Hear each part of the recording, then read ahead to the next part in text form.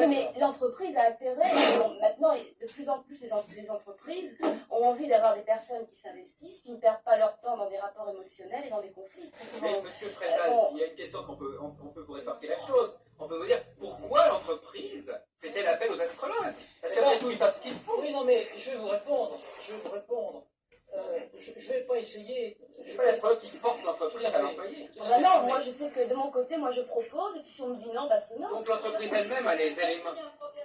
Alors, pas spécialement, ça peut être dans un but, le plus souvent, c'est pas dans... Parce que quand il y a le problème, bon bah c'est très difficile.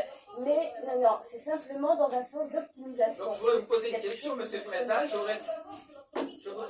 voudrais savoir pourquoi, monsieur Frézal, pourquoi, à votre avis, les entreprises ne voient pas certaines entreprises ne voient pas d'inconvénient à faire appel à des personnes qui ont une relation plutôt au niveau astrologique que dans d'autres domaines.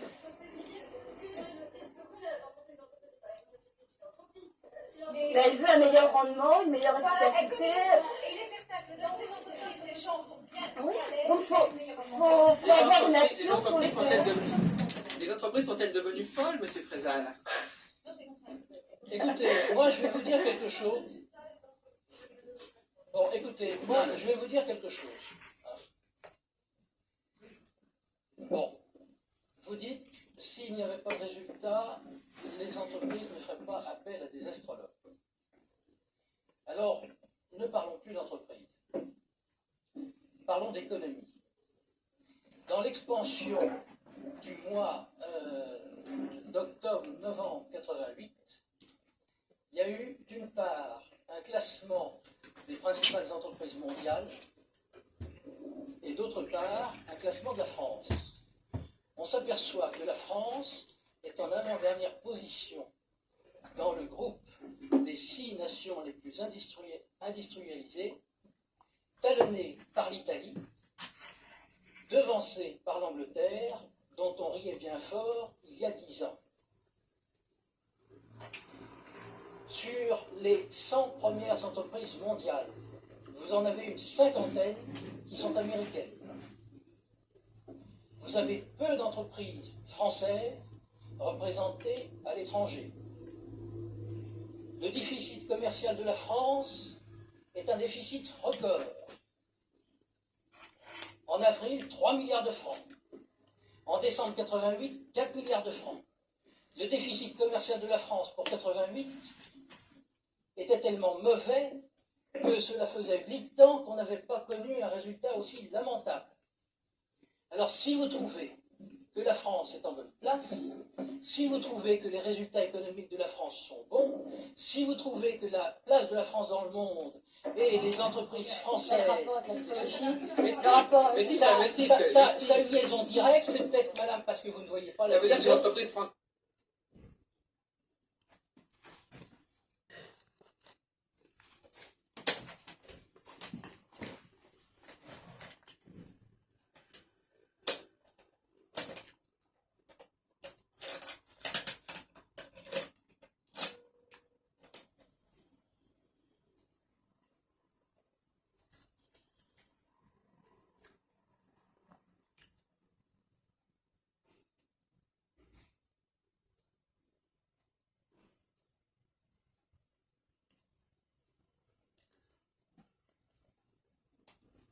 Bon, passons à autre chose. Passons à mon exposé.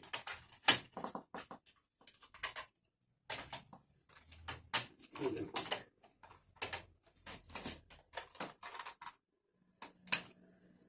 Faut pas le dire.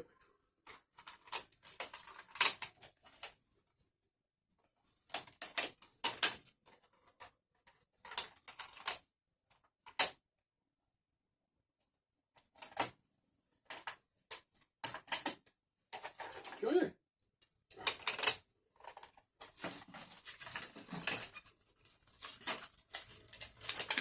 Ça donne quoi?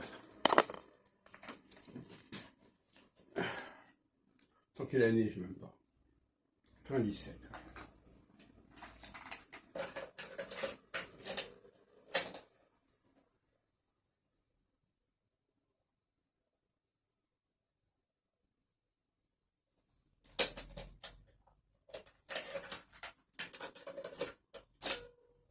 et ses centres de formation.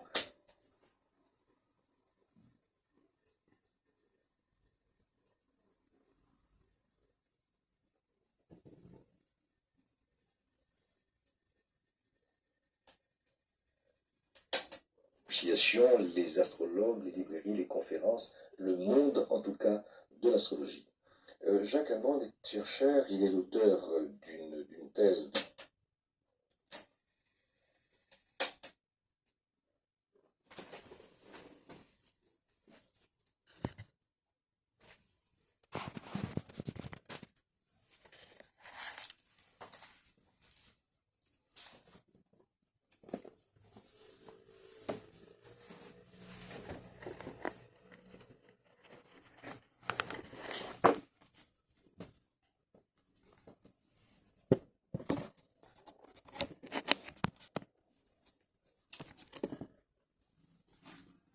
Fatigant, ça.